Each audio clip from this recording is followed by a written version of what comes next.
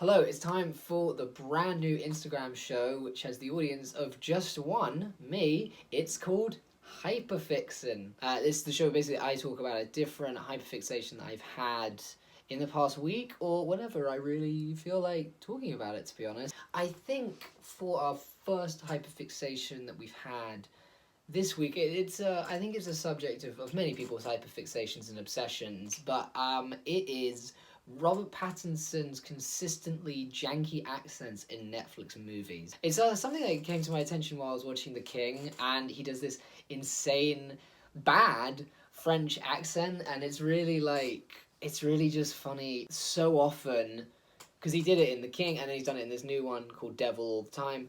And he just so often is just like not listening to anyone. It's not even that people are like afraid to tell him that he's doing a bad accent because he's like too famous or whatever. Like directors and everything will be like, yeah, we told him. He just wouldn't. He was so sure that he could do it. He really wouldn't hear us out on this. And there's so many things just sort of swanning around. I think it's because if you're living off of like tinfoil pasta and don't really seem to be of this world at all, then you just kind of think you can do any accent whatsoever. And it's a sentiment I kind of feel as well. I kind of think I can do not only accents but impressions. I always feel like, oh yeah, I can totally nail that, and then I can't. What was a big one? I remember because I was hanging out with a bunch of comedians, and they were all doing impressions. They were all quite good at doing like Rodney Dangerfield or just like different, or Bill Burr and stuff, and I would keep trying to jump in,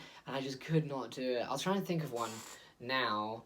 I always wanted to be good at that guy. Do you remember, I don't know if you've seen Endgame, I think some of you have, but the guy, he's in Endgame and the other Avengers movie, and he's got this voice, like he's this weird alien dude, and he's got this voice where it's like, you will fail, your powers are nothing compared to mine, and he talks like this, and he's always like stone. Oh no, I remember there's one bit where he's like, he goes like, it's like,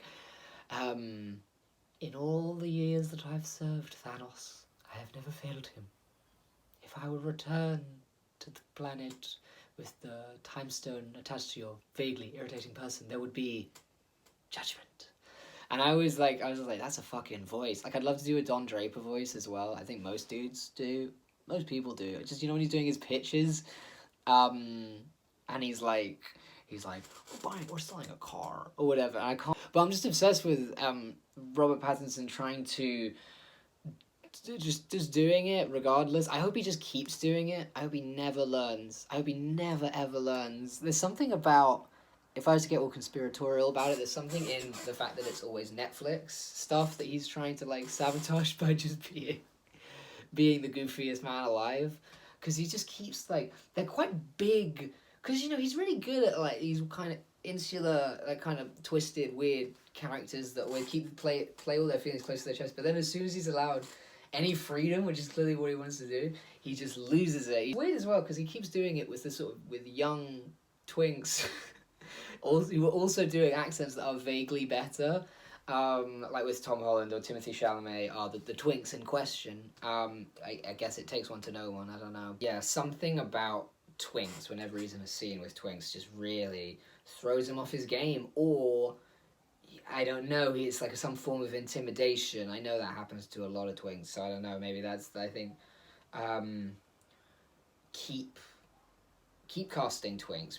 They need that representation. And if they can get that quality out of Arpat, then absolutely. I think he is just like the modern. I think for our times, to be a heartthrob, you can't just be pretty, right? You can't just be, interesting looking. You have to also be massively unstable. I remember, because we all talk about, with me and my friends, we always talked about the GQ profile he did, where he's kind of mid-interview clearly having a breakdown, but it was like he was trying to make us think he was crazy, but the problem is that he also is crazy.